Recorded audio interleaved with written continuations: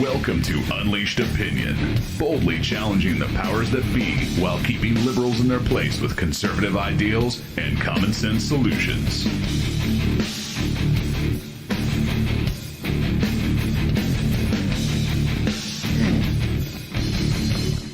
Hello, folks. Welcome to the Unleashed Opinion. We're live and worldwide once again.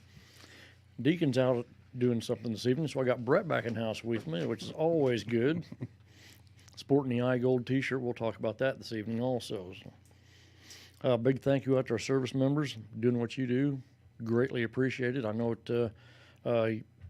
Sometimes you may get tired of hearing it. Maybe sometimes you don't, but we greatly appreciate what you do. So you are not overlooked on this show. That is for sure. I'll second that. A big thanks to John for putting everything together for us this evening again, doing what he does, making our job a lot easier here. It's funny you say job. Well, what we do is what we do here. Tomfoolery. Yeah, a little bit of that. A big thank you out to our listeners out there, because you're the reason why we're here. You people send us text messages and things to talk about. Greatly appreciate it. It makes things go a little bit easier, give us some idea what you want to hear about. So we look into some stuff. Don't forget the fellas out on 125. That's where I'm going next. The fellas out on 125. All right. And don't forget that reprobate up in Fulton County. Yeah, he's next too. The Fulton County connection. The other half is up there. First responders doing what you do. There's a thankless job too, and nobody really appreciates you until they need you. Well, one other thing too, and while we're talking about that, for heaven's sake, if you see a police officer pulled over on the side of the road, slow down and pull over.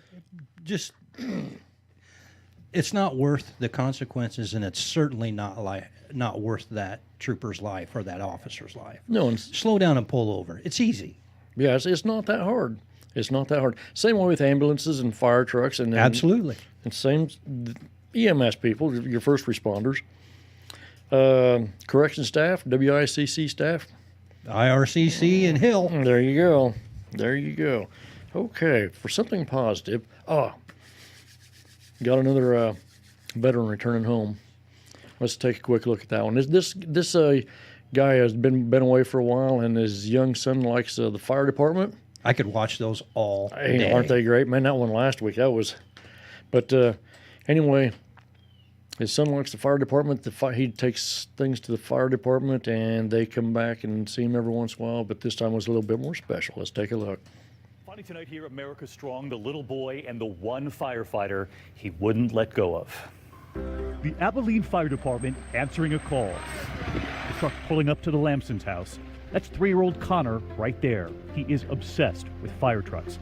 His dad has been away for a while, U.S. Air Force Captain Manny Lamson, in the Middle East for the last 6 months. So on this day, the firefighters step in to help. Connor has brought cookies to the firehouse, so they brought the truck to him. A fist bump, and they lift him into the driver's seat. That's where the driver's seat. Then the back door, one more fireman.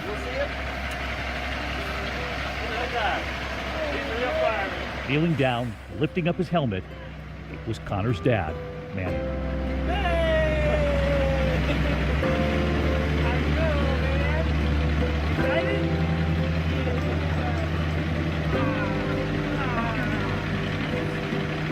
There were lots of kisses for Dad, and Connor kept putting his hands to his father's face. It was really him. Tonight, the fire department writing, "Welcome home, Captain Manny Lamson," and for Connor, "Welcome home, Dad." Great to have Captain Lamson home, and great to be back with all of you. We'll see you tomorrow. Those are always pretty awesome. Oh, yeah. I can't imagine being a young child like that and have your dad being gone away like that, and then finally get to see him like that. I know how it is when your family comes home from being gone for a while, and if you were a young child like this kid, it's got to be unbelievable. Well, the first year I was married, when I was in the Air Force, I was gone 6 months of it. Wow. Yeah. So here we got Stoker out there, out in the garage, and Mindy says to remind everybody that they can vote till 7 o'clock this evening. So absolutely, go vote. Absolutely, yeah. If you don't vote, you can't bitch. So, well, you can, but nobody's going to listen to you. Exactly. Don't worry about the bitching. We got that covered. Yeah, we can do that. We got an A+ in that one. Something positive. There's a guy by the name of George Murray, who is a longtime resident of Anniston, Alabama, who was recognized last year as the last known survivor of Pearl Harbor, and he's also in the Battle of the Bulge. Now he lives in Fort Worth, and this coming Sunday, he will be celebrating his 100th birthday with his 4 daughters, 10 grandchildren, and many other relatives expect to gather at the private celebration Saturday at his granddaughter's home in Cedar Hill. So that's pretty awesome. The last known survivor of Pearl Harbor, and he's in Battle of the Bulge also. He's had and he's 100 years old. And 100 years old. That man should never pay a tax. He should never pay a tax. He should never have to buy anything. That is pretty awesome. Pretty awesome. Okay. Something else positive here.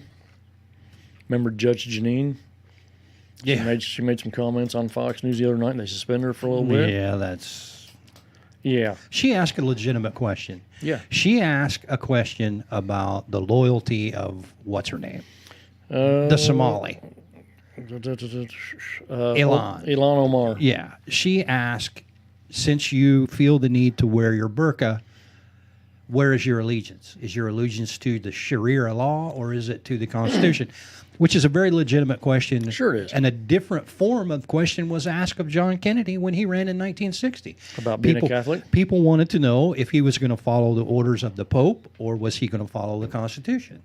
And the difference is zero. And the difference is he answered the question. This person didn't. Oh, good. Good point. Anyway, the controversy started when Pirro wondered if the anti-Semite Omar supported the Constitution or Sharia law, just like you talked about. She said, think about this. She's not getting this anti-Israel sentiment doctrine from the Democratic Party, so if it's not rooted in the party, where's she getting it from? Think about it. Omar wears the hijab, like you were talking about. According to the Quran, tells women to cover so they don't get molested.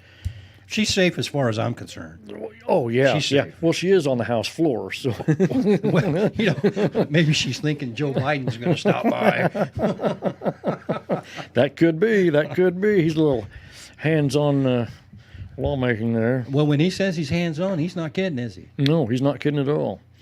Fox issued a statement that Omar thanked him for.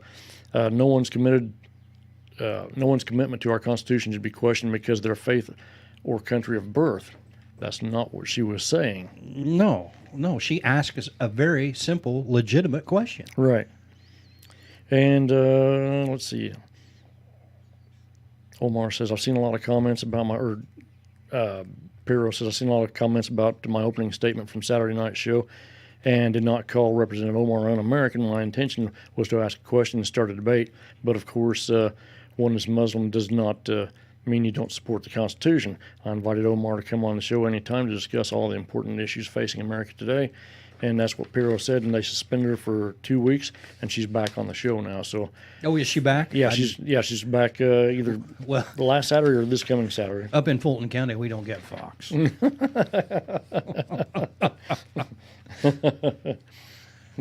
I guess I went to the Vito Corleone School of Journalism. I watch CNN, keep your enemies close. There you go. Go ahead, caller. Yes. Is this the Naval Academy? Why, yes, it is. Go ahead, Squid. Hey, what's up with all these anti-Semites we got in frickin' Congress nowadays? What's going on with that crap? That's a pretty good question. Don't have Judge Jeanine ask anybody because she'll get suspended again. Well, no kidding. If you think it's bad now, wait until they get rid of the Electoral College. Oh, my God. Oh, I know.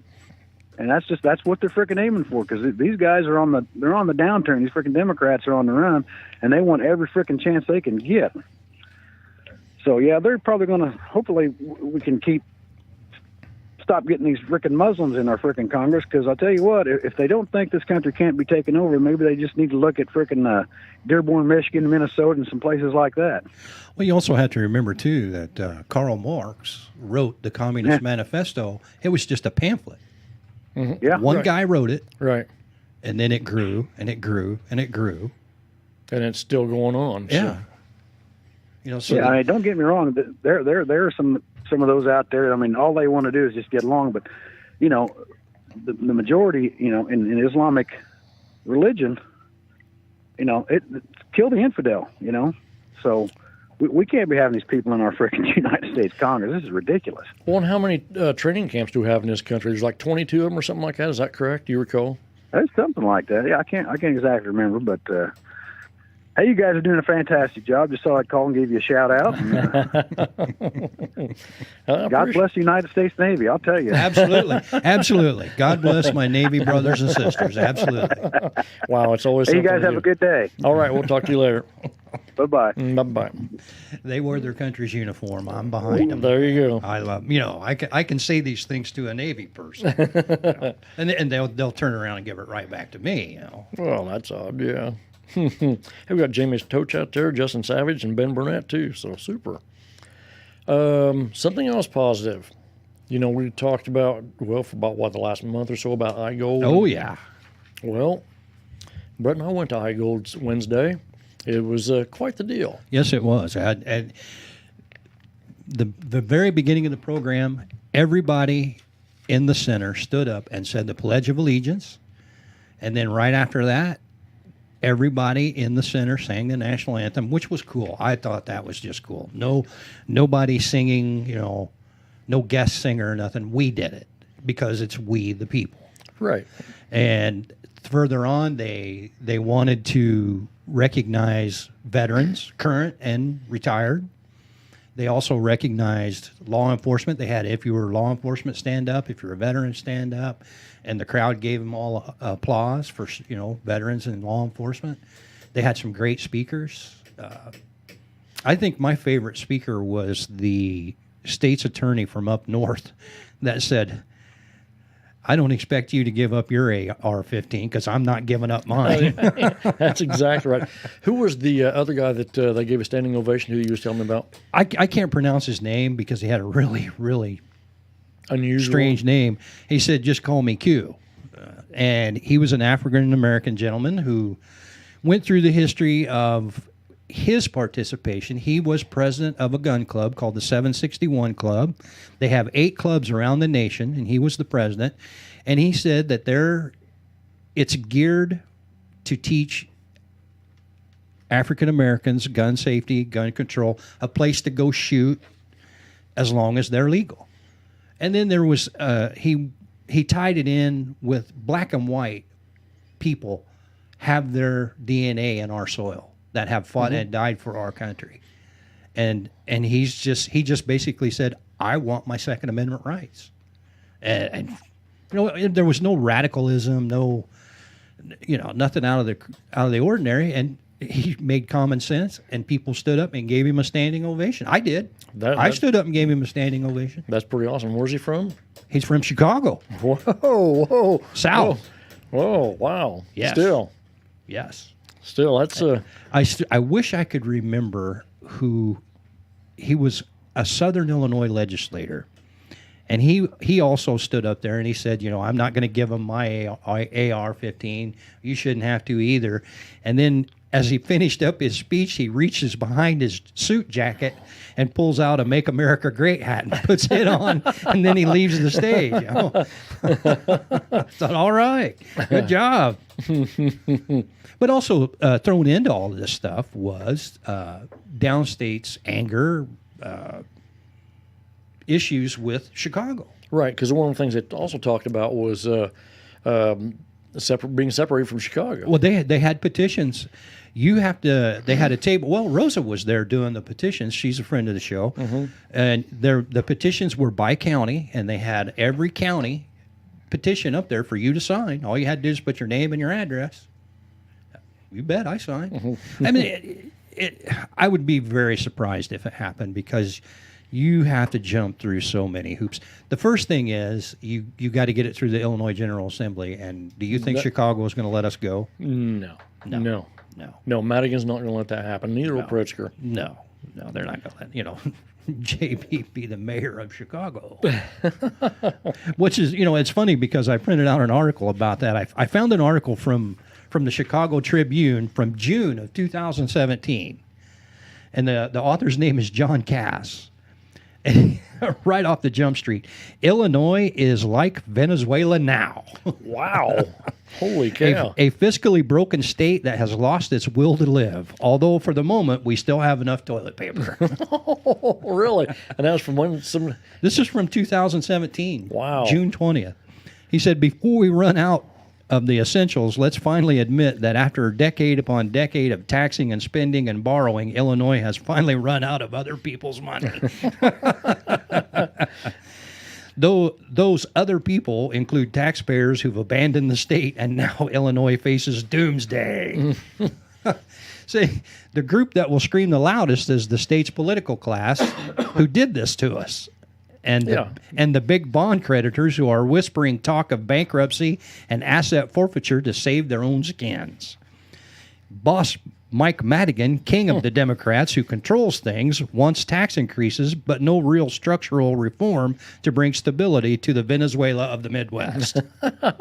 And this article's almost 2 years old. That's pretty good. And he goes on to say, he says, Wisconsin can have Chicago and begin calling it South Milwaukee. Naturally, Chicago Mayor Rahm Emanuel will fight this. He needs a job. And he'll most likely beg his friends at the New York Times and the Washington Post to write angry editorials to save him. And these will be full of concern for the Republic and those dispossessed Midwestern salt-of-the-earth tax-paying Americans. As if, he said. and sadly, Wisconsin probably won't take Rahm either. So to spare hurt feelings, I propose carving out 40 acres around the mayor's home so Rahm might be prince of his own country and call it Ramoni.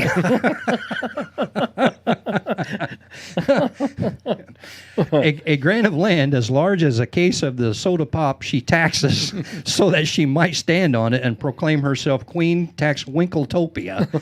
And in that, they're talking about Tony Preckwinkle from Chicago. If there are portions of Illinois that the other states don't want, they may be left as federal territory, a wilderness where only the strong survive and peasants and friendly propagandists kneel and beg for crumbs. You already know the name of this wasteland. Madiganistan. Madiganistan, that's it. Indiana may want a large curvy slice of the former Illinois, so the state will be shaped more like a basketball. This will please the Hoosiers. He said, and in return for taking care of our politicians, Wisconsin will probably demand assets like the Milwaukee Cubs. but that's pretty much what the whole article is. I mean, it's absurd. You know, if it wasn't so serious, it would be really funny. But I thought you might like that. I love it. It's almost 2 years old. Wow. Wait for the next time. Those movements are out there. Rosa will tell you that. She's working hard on doing that. She's trying to get us all the signatures. Well, and the guy that sponsored the bill to separate from... He was at the IGold rally, and he went through all of the steps that we'll have to go through to make that happen. And there's a lot of them. Oh, yeah, there is. There's a lot of them. There's nothing easy about it. Wow. But hey. Nothing worthwhile is easy. That's true. But anyway, getting back to the IGold thing we were talking about, it was a peaceful demonstration. They started at the convention center. We walked to the Capitol. People gave their speeches. We had these cards that came with these packets. You gave them to your legislatures, and nobody got out of line. We had some good speakers. It was a peaceful demonstration. There was no trash thrown around, none of this stuff. Everybody was respectful. And here's the kicker. There was, the total 8,000 people is what they said. I was very pleasantly surprised by how many young people were there. Yes. And I'm talking, and one thing, I love the veterans coming home and having not seen their kids for a long time. Mm-hmm. While we were doing the Pledge of Allegiance, I saw a little girl who could not have been more than 3 years old stand with her hand on her heart. Now, I don't know if she knows the Pledge of Allegiance or not, but she wasn't running around yelling or screaming. She was standing, and she actually faced the flag. Mm-hmm. And then she put her little hand over her heart. I don't know if she was saying it or not, but that kind of thing gives me hope. Absolutely. Yeah, you know what? That says a lot about the parents also. It certainly does. Certainly does. Being raised real proper for respect for the flag. our country, it's super. That is fantastic. We've got Blake Smith and Scott Zimmerman out there this evening, too. And Mike Keithley. Let's see, what else we got here? Oh, here we go. Uh-oh. An amendment added to Senate Bill 103 would double the motor fuel tax set at the state level to 38 cents from 19 cents per gallon. The gas tax hike would take effect July 2019. That's just a couple months from now. An increase each year based on a formula tied to inflation but capped at 1 cent per year. Lake and Will counties will impose their own gas tax up to 8 cents per gallon and allow McHenry, DuPage, and Kane County to hike their current 4 cents per gallon taxes to 8 cents per gallon. Each Collier County would use an annual increase formula similar to the one in the state. Here's something else. Registration renewal for electric vehicles would spike to $148 from $18 a year under SB 103, an increase of more than 720%. All drivers see a $50 spike when it comes time to renew their license plate, and annual registration sticker fee would jump to $148 from $98. That would come in addition to a handful of additional taxes and fee increases, including doubling driver's license fees to $60 from $30 and a $60 increase on vehicle. Page 2. Title is a $100 weight tax across all truck classes. How these taxes are layered on matters because Illinois sales taxes are first applied on the base cost of the gas plus the federal tax, environmental fees, and then state and the total local excise taxes, and layered on after that the sales taxes are applied. Isn't that just super? This stuff's never going to stop, apparently. Despite not having hiked the gas tax since 1990, Illinois gas tax remains the 10th highest in the nation, according to Tax Foundation.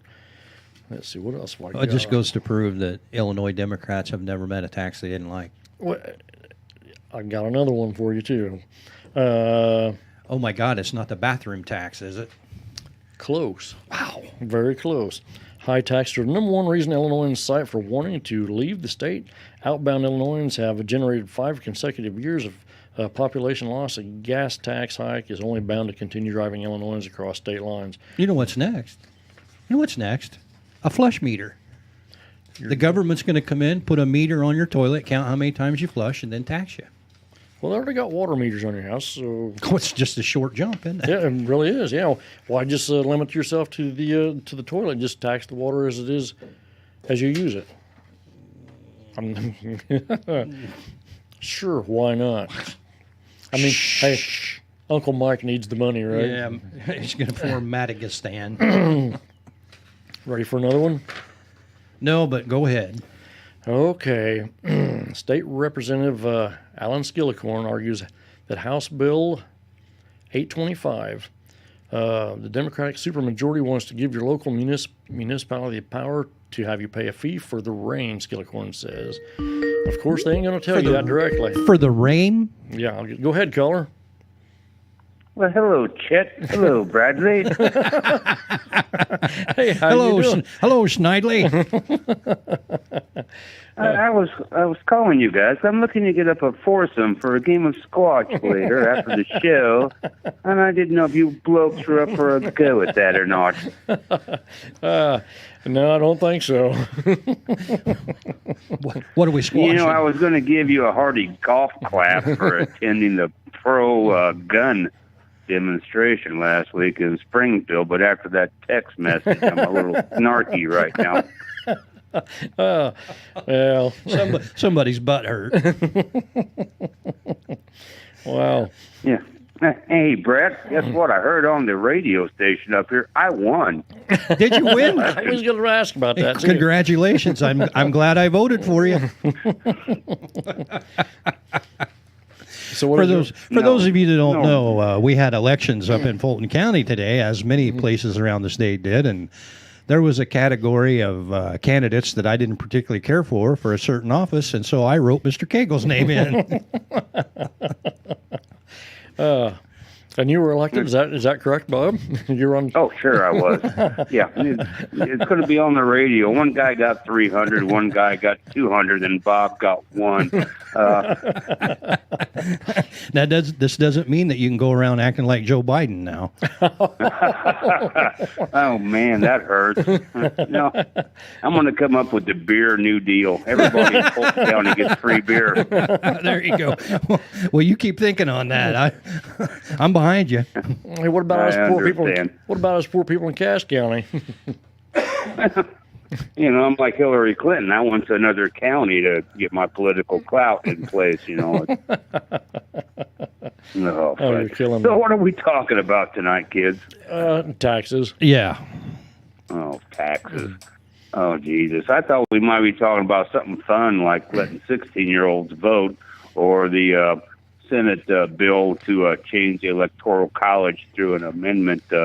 Well, we were going to get to that, but since you bring up the Democrats and their great ideas and stuff, did you know that the New York legislature cut $150,000 for Special Olympics out of their budget, but they did manage to give the assembly and the governor a pay raise? Now Governor Cuomo makes $250,000. I wonder how that's going to affect his taxes. Probably won't affect his much, if at all. So basically, they took money from the Special Olympics and, of course, gave it to themselves. Yes. And I'm glad Brett found that. But personally, I had not seen that before Brett told me about that today. And it's like, you know, the news is just so damn. It's It's crazy. so messed up right now. Yeah. So it's so effed up, and I didn't say fuck, Steve. So Thanks, Bob. I appreciate that. you're welcome. You're very welcome. But, you know, that just shows you how dirty these people are. I am so irritated about the 16-year-olds letting them vote, and I'm good with that as long as Nancy Pelosi will sign on it. If they are so smart that they need to vote at 16, well, let's let them have alcohol. Let's let them have cigarettes. And let's let them buy the guns that they want to ban to anybody, whatever, they're under the age of 21. That just astounds me on that.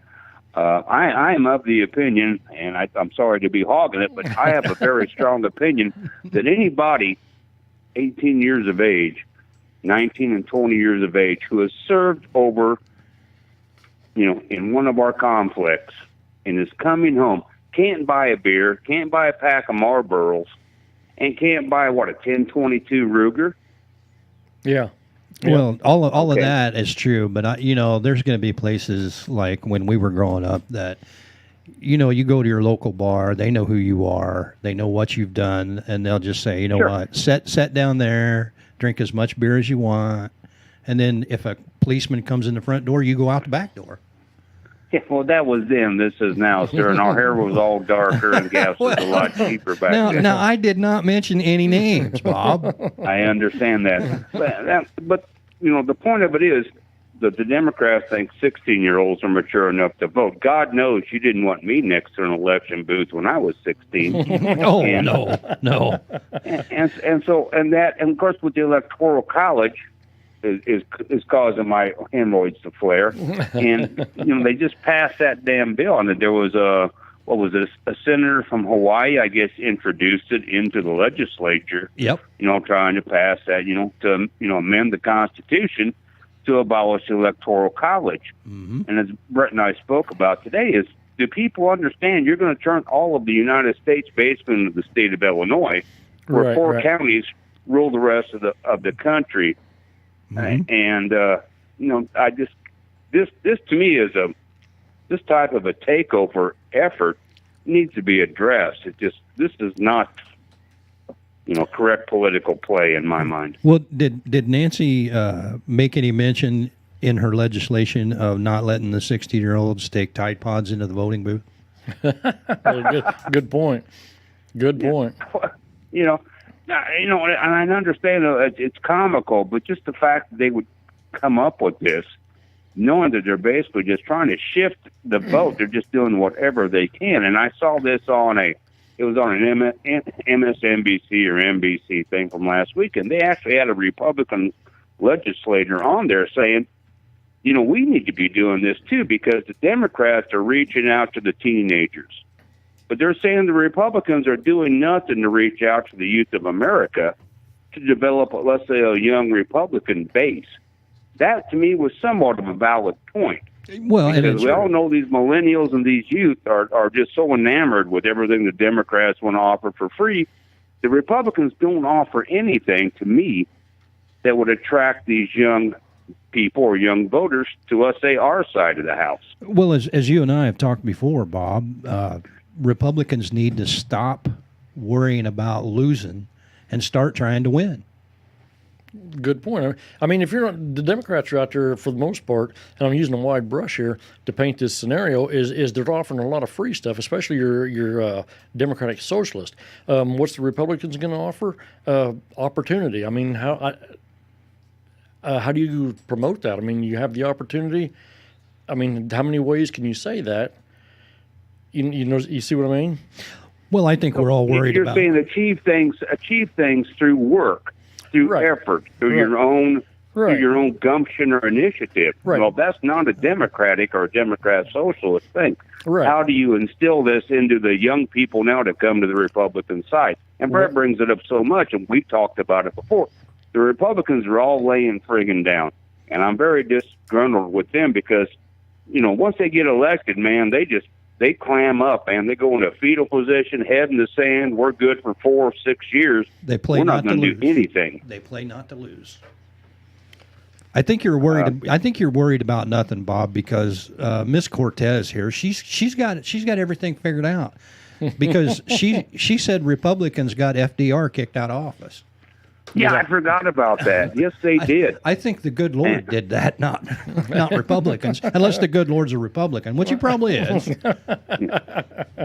And one last thing which we spoke of is that, she is the best thing. Occasional Cortex is the best thing for the Democrats because she's their lightning rod that's drawing all the media attention. Meanwhile, that Iman whatever Allah Akbar out of freaking Minnesota is it should be an illegal alien, and also has illegal campaign contributions, which she's done been illegal investigated things, for. which kicked Aaron Schock out of office. Well, let's screw with her.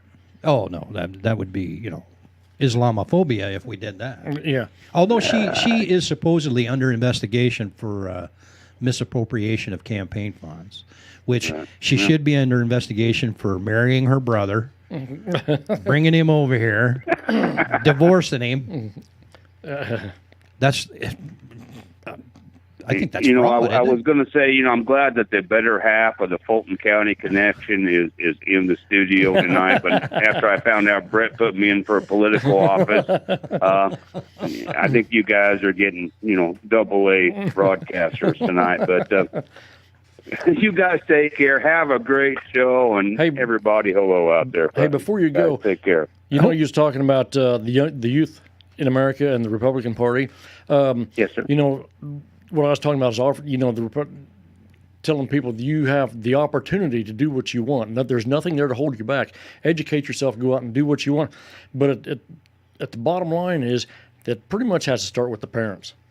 I mean, to start there, to let the kids know that if you want it, you can have it. You just got to go get it.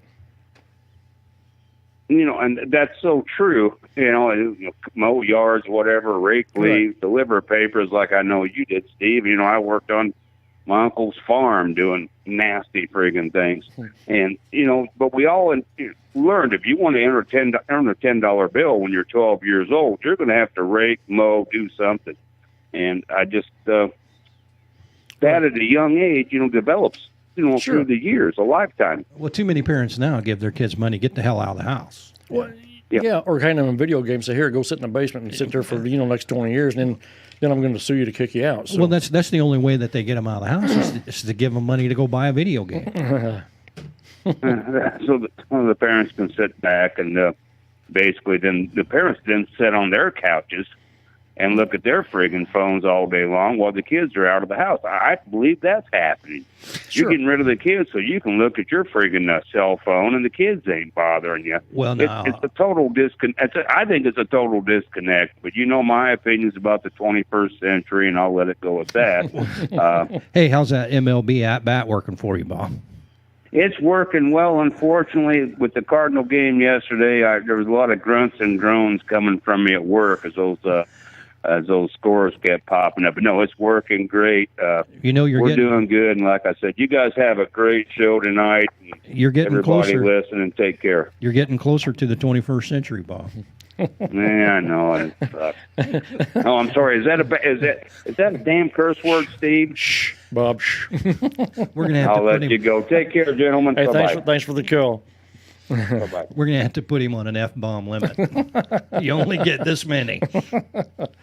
Hey, getting back to the New York's, where they cut the funding for Special Olympics and gave themselves a raise, and you said Cuomo's salary now went from $70,000, or he got a $70,000 pay raise, $250,000. Yeah. And the state lawmakers went from nearly $80,000 to $110,000, which pretty much ate up all the money they took from the Special Olympics. So, good job, New York. You're a real shining star in our nation here. Well, the people of New York need to understand, just like all the rest of us, what Thomas Jefferson said: a government big enough to give you everything you want is strong enough to take everything you have. That's exactly right. That is exactly right. We got Jamie Frank out there this evening, Dave Orange, Mike Mathis. Brian Cooper says Bob snuck him in the 21 club in basic training, so he hadn't been the same since. You know, I wish I could say I didn't believe that. But. Yeah, these guys here got Dave and Michael talking about bucking bales in July and everything. So, yeah, that's... Oh, yeah. Oh, yeah. Nothing was easy. Oh, yeah, Brian says that's what DeVos was talking about, doing the same thing. And Trump said, no, you're not. And he overrode her, so that didn't happen there. But, yeah, you're right. She did try to do the same thing. The other tax I was telling you about? Oh, the rain tax? Oh, yeah, go ahead. Let's see where we're at here.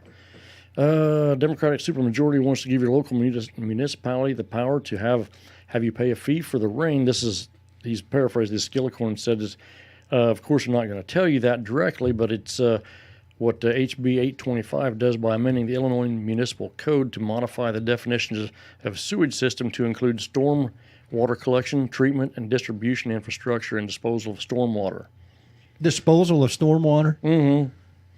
Your storm drains along the street, it apparently goes, so they want to include this in with your sewage tax system. No. Who's the guy, the representative? Skillicorn, yes. Does it say where he's from? No. Because he might have been the guy at the IGold rally that threw on the Make America Great ad. Because that guy had a very unusual name. Yeah. So according to Wallet Hub, at nearly 15%, Illinois residents already pay the highest combined tax rate in the country. Another tax that, as written, is unlimited is not acceptable and would be dead on arrival if Illinois politicians were in touch with their overtaxed residents, said Skillicorn, adding that the legislation was approved by cities and villages committees solely on Democratic support. So there's the taxes, apparently, it never end. No, the taxes will never end. Never. They're just, they say, well, we need to bring in some new revenue. We're not going to raise taxes. We're just going to create new things to tax. So it just never, ever stops. What you got over there? No, I was just, I'm thinking about Beto O'Rourke and his ilk.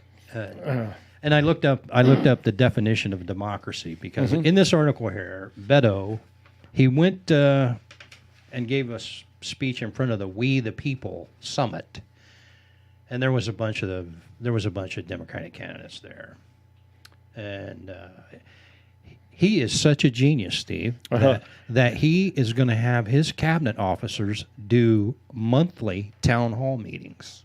Really? And his cabinet is going to reflect the diversity, ingenuity, and genius of the country. So he can't sit in on cabinet meetings because he's a dumbass. Well, it makes me wonder if him and AOC are kind of competitive here. Speaking of her, I was going to tell you this. I was listening to Markley and Van Camp. They're talk out of Peoria. Yeah, and I heard Van Camp say to Markley one time, "Hey, why does Cortez look like she's seeing in color for the first time? Because her eyes are so wide." that struck me as funny as hell. Because she does. She'll walk around bug-eyed all the time. If her nose was running, I'd suspect cocaine. But anyway, Beto says the cabinet secretaries will be before you, and that's not going to be a hand-picked audience, not for theater. A real live town hall audience. Really? So he's the guy out there when he talks. He's waving like trying he's to fly, flagging him, like he's going to take off. Yeah. Well, he also said democracy is what we need if this country is going to make it. Okay, so I went and looked up the definition of democracy, and there's actually two. Democracy is a system of government by the whole population or all of the eligible members of the population, typically through elected representatives. Then a sub-definition is control of an organization or group by the majority of its members. We don't need a democracy. We need republic. Right. We need a republic. Then that's what. And you know that controlled by the majority could also be called mob rule. Well, and he called. This is the only reason I printed this article off. He called the process of the Electoral College one of those bad compromises we made at day one in this country. That's actually one of the best things they did. Well, Beto's the correct guy to judge that because, he's a genius. Ask him. I got when you get done there, I got a little clip of Beto and his wisdom, too. So anyway, the archaic version, which the old version of the definition of democracy is a group with a certain equality between its members. That was the old definition of democracy. Well, so why do we change it? Because it didn't fit democratic goals. All right. Okay.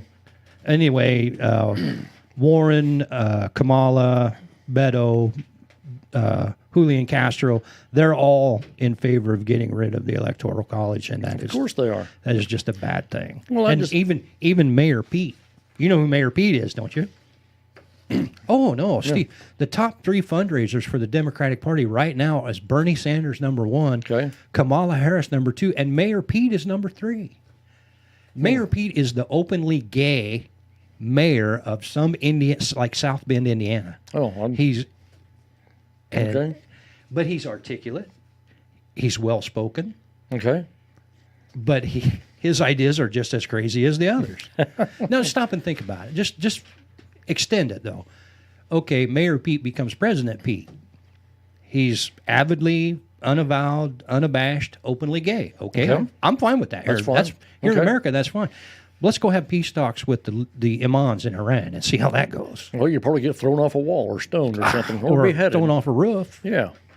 So that's probably not going to work out really. But we all, one world. We need to be together. One world. I don't think it's not going to work. It's not going to work for them. You're not ready for that.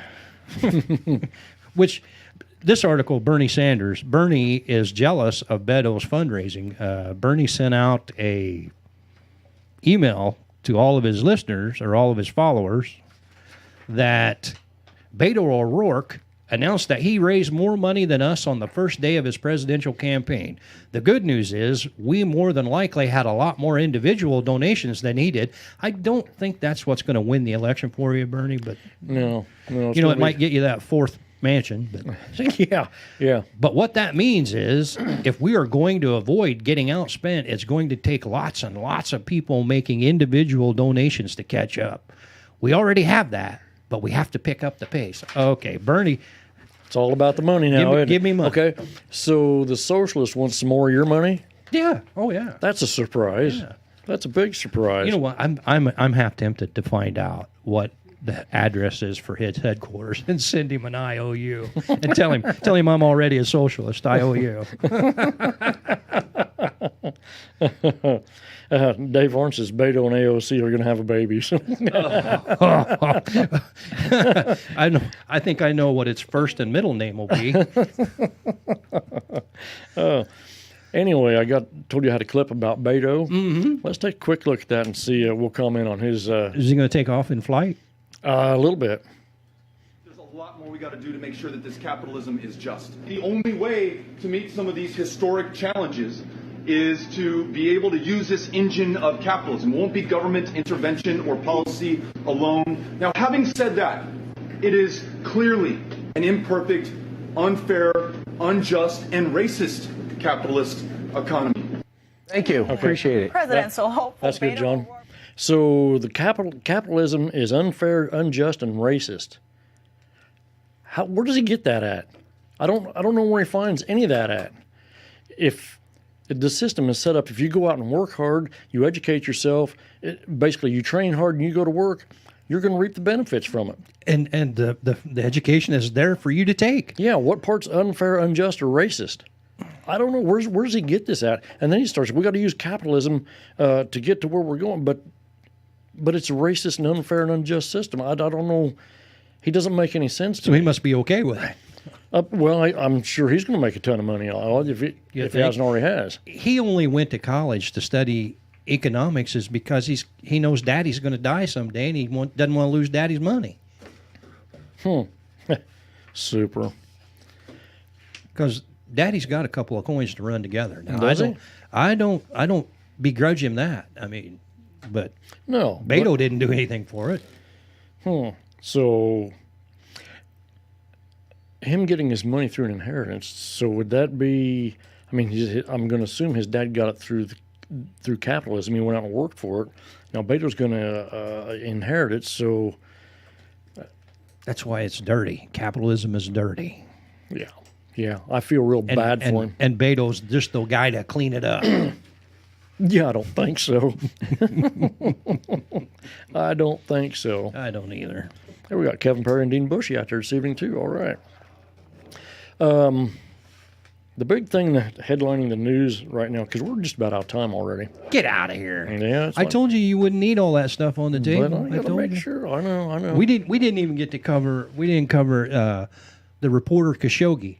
Oh, go ahead. He was allegedly murdered he was murdered in the Saudi embassy in like Turkey or Turkey, somewhere. I think, yes. Well, anyway, the Saudi government felt so bad about that that Khashoggi's children are being paid $10,000 to $15,000 a month, and each one of those kids has $1 million home in Saudi Arabia. Wow. Yeah. Yeah. But you know what? Okay, this goes to the arrogance of reporters. This guy thinks he can walk into the Saudi embassy, a government that he's criticized over and over and over, but because he's a reporter for the Washington Post, nobody's going to do anything? Yeah, it makes you wonder what they're thinking, doesn't it? Well, clearly he wasn't, but you know. You don't have to worry about it now, But the son that still lives in Saudi Arabia, he's okay with it. He'll be quiet, because he still lives there. Right. I'm going to shut up and keep on living and enjoy my $10,000 to $15,000 a month and my $1 million home and my $1 million home. One other thing that would have liked to have hit on was this bull crap that just broke today with Elijah Cummings and the security clearances for. Yes. White House people that shouldn't have got them, and Yeah, go ahead. So you got one whistleblower telling this story. Cummings takes a deposition on a Saturday by himself. Now Jim Jordan, I think is his name, or Jeff Jordan. Jeff Jordan, I think it is. He's the ranking Republican on the committee, and he said, "When did we do this? When did we start doing this?" He said, "I got a guy, a volunteer here who wants to testify in front of the committee, but we're not going to do that. We're just going to go ahead and issue subpoenas." The president has the power, the authority to clear anybody he wants. He has that authority. Well, then some lady brought up the idea that. The only reason that they're there is she said there's a nepotism law in this country. Well, yes, there is. But does anybody know how that came about? Because I do. Yes, I know you do. Because John Kennedy made his brother the attorney general, so the Democrats said no more. You can't do that anymore. So the Democrats, just like the Mueller report on not releasing the grand jury testimony, Democrats, it's okay when they do it. Yeah, but don't you try it. Yeah, you're wrong. Yeah, no double standard here. Not too much, no. Even though they know that the Attorney General it's against the law for him to release the grand jury testimony.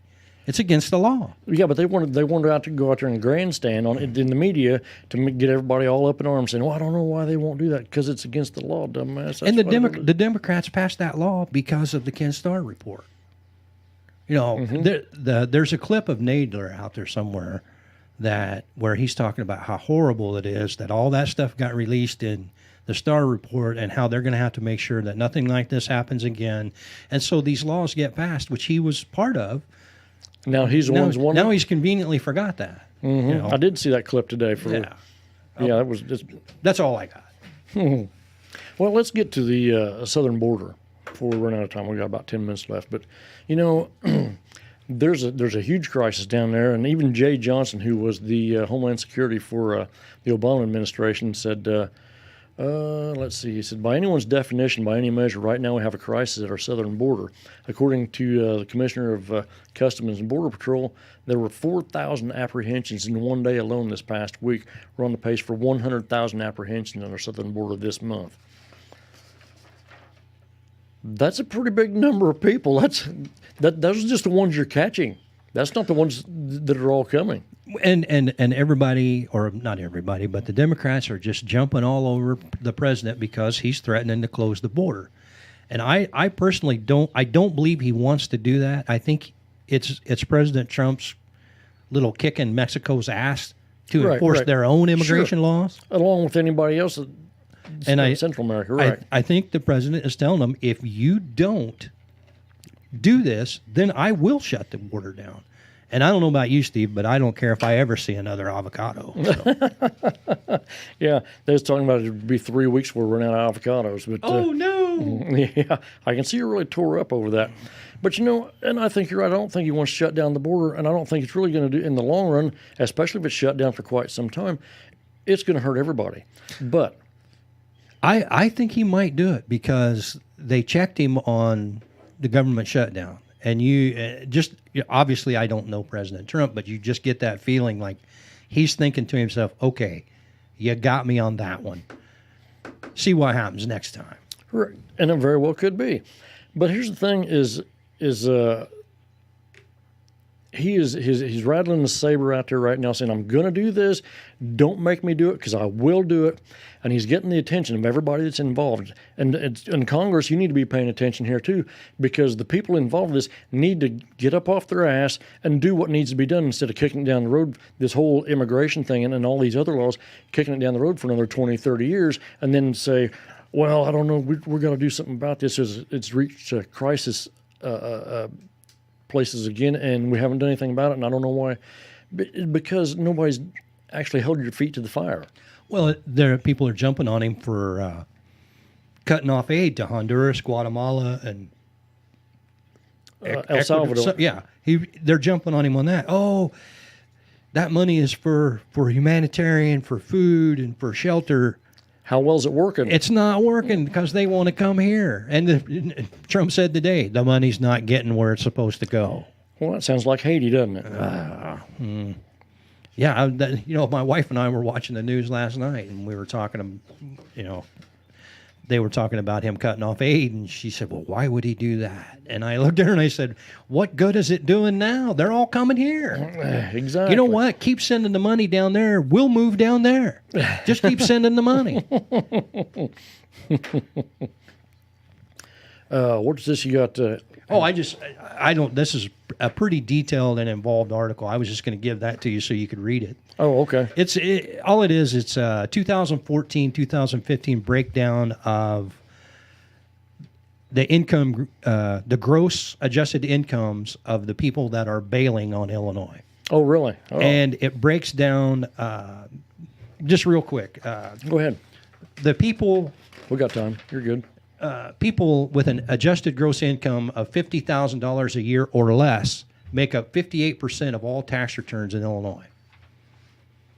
Over half, huh? Oh, yeah. And then people with an adjusted gross income of $50,000 to $100,000 a year make up 23% of all taxes in Illinois. Those making $100,000 to $500,000 per year make up 18% of all tax returns, which is $1 million. And those with an average gross adjusted income of $500,000 or more pay 1%. You know, so these, and this is from actually the Illinois policy. Mm-hmm. So it's fairly accurate. And look at there, there's even a pie chart. Holy cow.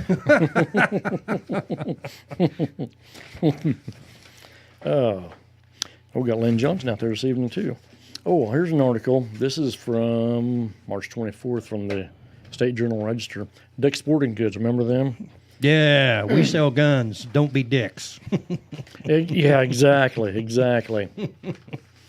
The article starts out as, "Are guns still sporting goods?" It says, Dick's Sporting Goods announced this month it will pull guns and ammunition off the shelves of 125 of its 720 stores. The move comes as Dick's, the nation's largest sporting goods retailer, is getting squeezed by specialty competitors and big box stores looking to claim a piece of ever-growing athleisure market. I had to look that up because I was kind of unsure on that. I'll get to that in a second. Leisure market? Athleisure. Oh, yeah. They sell clothes. Yeah, with the logos on it. It's on the back of the thing here. I looked it up, printed it off. I thought I knew what it was. I thought, you know what? I better make sure. It's not the logo I'm thinking. But go ahead. It also came before the latest episode of horrific gun violence that left 50 people dead in a mosque in New Zealand. A large part of gun buyers aren't going to sporting goods stores such as Dick's for their firearms. Only 6% of rifle buyers bought their weapons from sporting goods retailers in 2018. More than 1 in 3 consumers purchased guns from local firearms specific shops, and more than 15% bought them online.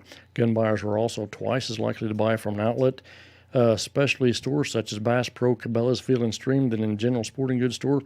That's because, consumers often want to, get this, consumers often want to test how a gun fits and feels. They might have questions about its use and care, need to consult store clerks. Guns are a real technical product. The array of choice is pretty enormous. Add that to the array of accessories and ammunition that go with it, said the Mark Cohen, director of retail studies. And selling guns is an expensive business. A salesperson's knowledge about guns costs more to employ than one knowledgeable about baseball bats. No kidding. Also, training staff to adhere to federal and state governing firearm sales takes a lot of resources. Yes, it does, because they keep changing the laws on you. Ed Stack, Dick's chairman and chief executive, had the company halt the assault-style weapons and high-capacity magazine sales after a school shooting in Parkland, Florida in February 18. The assailant purchased a gun legally at Dick's location before the attack, but did not use that particular firearm. The sporting goods sector has found production sits in the fashion...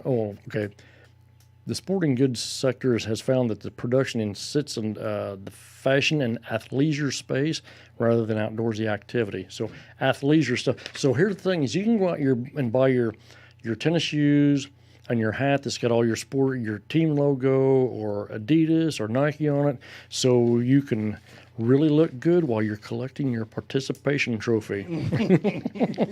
No kidding. Wow. So they're worried about guns and ammunition not being much of a sporting detail, but yeah, it really is. My beer can has a born-on date. Mm-hmm. When in the hell did athleisure become a word? Well, I don't, but I looked it up. The words like that should have a born-on date. What in the hell are you talking about? Yeah, because that's the first time I'd seen it. I looked it up here. It says, athleisure is a trend in fashion in which clothing designed for workouts and athletic activities are worn in other settings that looks like athletic wear and are characterized as fashionable. Dressed up sweats, exercising clothing. The idea is that gym clothes are supposedly making their way out of the gym, becoming a large part of people's everyday wardrobes. I looked it up. Okay. It's Wikipedia, I think. It's Wikipedia. We didn't even get to Uncle Joe. Oh. He's a moving kind of slow down at the junction. Go ahead. We got a minute. It's everybody talking about, Joe Biden, former vice president. He's a touchy-feely kind of guy, which, there's photographic evidence that says he is. And a lot of it, yes. But I just find it really, really strange that the first lady that made the complaint How long was it before she even said anything? Oh, it's like 5 or 7 years, something like that. And he was actually out there campaigning for her. Right. Well, now all of a sudden, since Uncle Joe's going to get in the race to run for president, and by God, the Democrats can't have an old white guy run. Oh, good God, no. We've already got Bernie, and he's kind of running on the socialist platform, and independent. That was something else, too. You know, they're leaving Bernie alone because I guess they feel like, beating up on their grandpa, because Bernie started. There's laws against that. Well, Bernie started the socialism thing, right? Right. Well, now they're all socialists, but you can't beat up your grandpa. No, you can't do that. There's laws against that. But supposedly, just before we came on the air, we were listening to the radio. Supposedly, there's some kind of evidence that says Bernie's campaign is the one that dropped the Uncle Joe story. Oh, really? Yeah. Yes. Well, go figure. Well, and then I heard the person say, well, Bernie did learn something from Hillary.